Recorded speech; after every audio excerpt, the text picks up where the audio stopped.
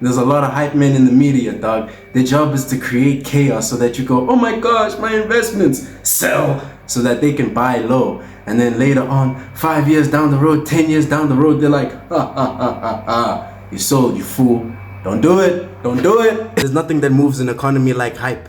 New jobs, new developments, new BS to spend your paycheck on. Now, hype is great when you're trying to go to a party, but what happens when you're making long-term investments and you just keep seeing statuses and headlines? As the youth, the key to getting started in this investment stuff is having time in the market.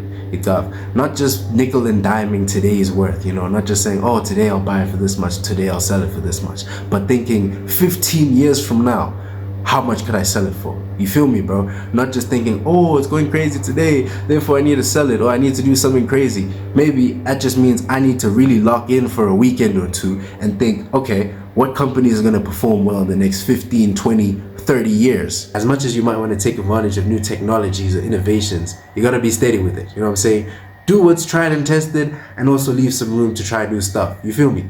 Diversified portfolio. You feel me, dog? You gotta get unit trust. You gotta get ETFs. You gotta get property. You gotta get bonds. You gotta get gold.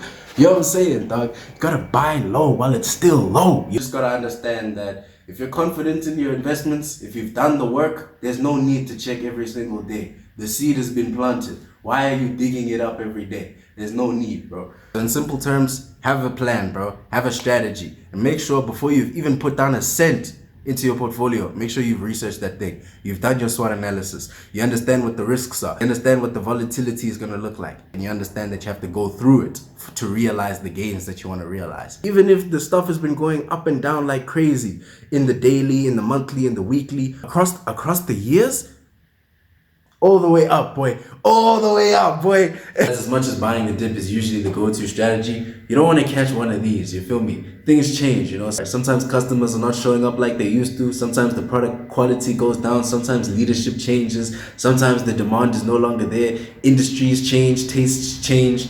You don't want to catch one of these. Watch out for the signs, Do your homework before you invest in something. Once again, strategy. Know what the conditions for your exit are. If it goes down a certain amount, if something happens to leadership or sales, whatever it is, make sure you know what your stomach can handle and operate within that. Not what the hype man is saying, not what Twitter is saying, not what the news is saying. These people get paid for clicks. They don't care about you and your future.